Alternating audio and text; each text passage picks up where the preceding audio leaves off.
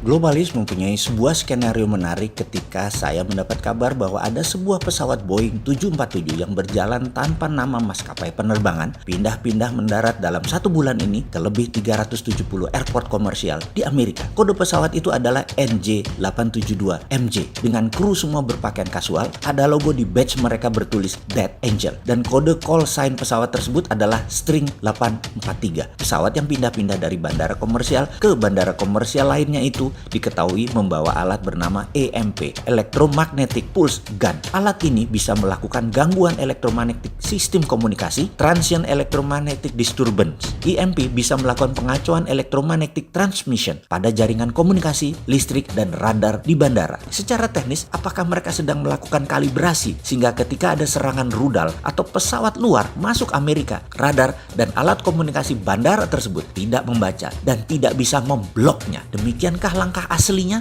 Ada pengkhianatan di dalam Amerika kayaknya. Apakah ini kerja Partai Demokrat untuk November Pilpres? Apakah ini kerja globalis cabal? Adakah hubungannya dengan kepakaran Johnny McKenty yang berjulukan Babyface Assassin yang baru saja masuk sebagai tim KSP West Wing-nya White House? Ada hubungannya kah? Johnny melakukan operasi membumi hanguskan Seven Sigma di Minneapolis baru-baru ini menjadikan dirinya orang yang sangat diperhatikan di dunia shadow walaupun usianya masih muda, masih 30 tahun. Seven Sigma adalah proyek globalis yang menciptakan human-like droid. George Floyd yang dibunuh kemarin adalah salah satu orang yang dirinya dijadikan cetakan banyak droid atau boneka robot mirip manusia. Jadi dia disengaja diasasin oleh globalis. Gitu ya? Sebentar kita jawab hal itu. Demi membangun ketakutan, globalis menggunakan kampanye menggunakan produk Seven Sigma ini. Ketika media globalis C B dan banyak lagi sengaja direkayasa meliput di rumah sakit korban COVID di mana terlihat banyak pasien sehingga rumah sakit tersebut kesannya penuh. Ternyata mereka adalah boneka droid ciptaan Seven Sigma. Berita inilah yang disebar di media globalis di seluruh dunia. Bahkan boneka droid human-like ini banyak bonekanya berbentuk orang Chinese, Eropa, kulit hitam dan banyak karakter lainnya yang kemudian dipasang di rumah sakit globalis memberi kesan rumah sakit tersebut penuh agar casualties korban COVID atau yang masuk ke rumah sakit tidak bisa kemudian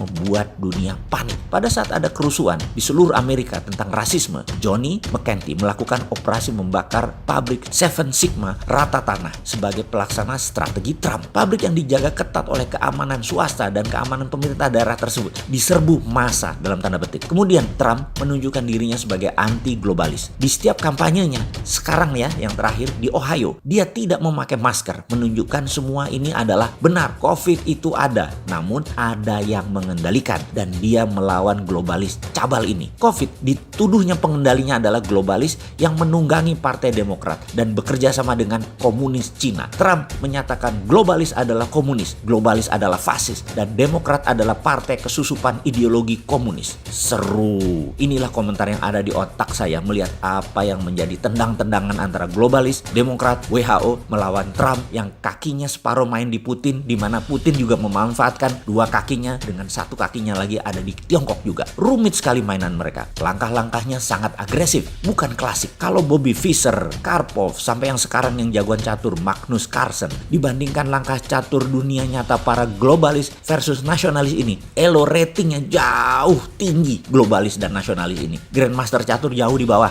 Kalau pemerintah Indonesia nggak tahu, kamu pikir sendiri. Oke sahabat, kalau ingin menjadi negarawan kelas dunia, fahami setiap langkah mereka setiap harinya. Bukan hanya langkah Putin, Xi Jinping, Trump, namun juga langkah India, Jepang, Filipina, Singapura, Thailand, Vietnam atas perang di Laut Cina Selatan ini. Perang di mainland China, Uighur, Hong Kong, di perbatasan dengan India, dan bersitegang dengan Jepang. Semua di wilayah Tiongkok harus diperhatikan. Serta civil war di homelandnya Amerika. Kita harus perhatikan. Dan kita Indonesia harus ambil peluang semua ini untuk Indonesia menjadi juara.